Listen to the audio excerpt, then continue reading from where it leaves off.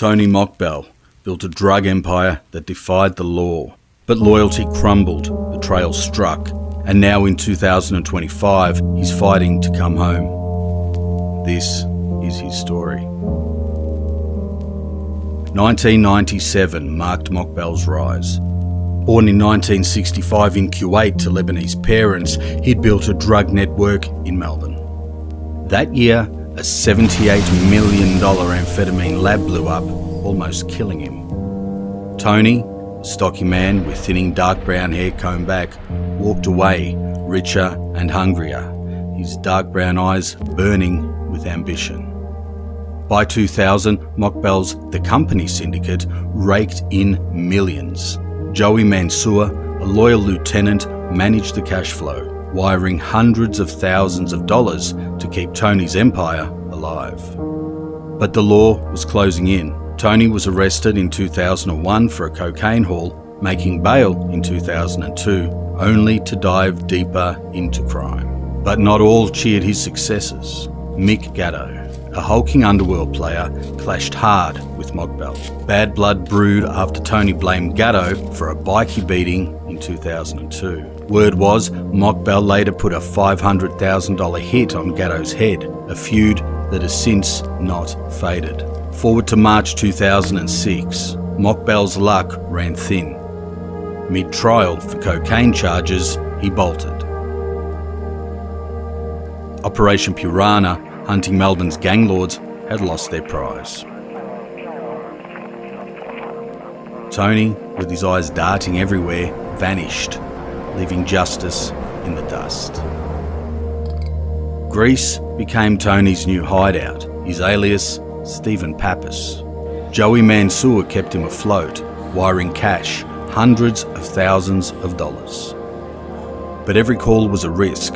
Police tapped Mansour's line, catching Tony, now in a bad wig, his paranoia growing, ordering tiles that exposed his cover. The snitch, informer 3030, a musician in Mokbel's circle, handed over the phone list, earning almost $1 million and a new identity. Rumours also swirled that Carl Williams and his father George, both tied to Mokbel's world, also assisted police, but their role in the 2007 capture remains unproven. June 5, 2007, Mokbel's run had finally ended.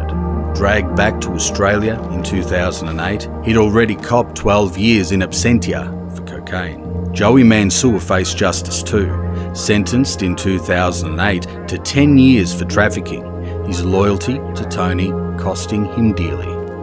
By 2009, Carl Williams, a Gangland rival, turned informant.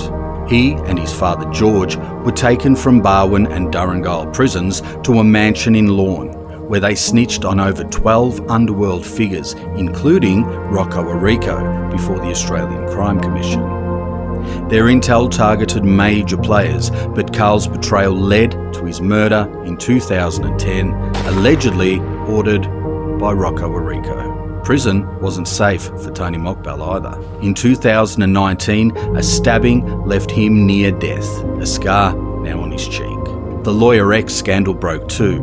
His old barrister, Nicola Gobbo, was a police mole. It quashed his 2006 conviction in 2020, and in 2023 his sentence dropped from 26 years to 20 non-parole.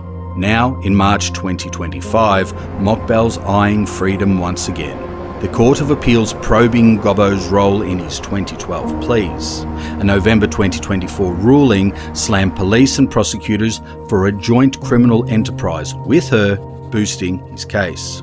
His current lawyer, Sarah Tricarico, prepped a 300-page plea. Despite her own legal woes, she's now cleared to still fight for him. If judges quash his convictions, he walks. If not, it's 6 more years. Tony Mokbel's saga, wealth, flight, betrayal, now near a crossroads. Gatto's enmity, a musician snitch, Carl's betrayal, Mansour's fall, all led here. On April 1, will he taste freedom or fade back behind bars? In Melbourne's underworld, the dice are still rolling.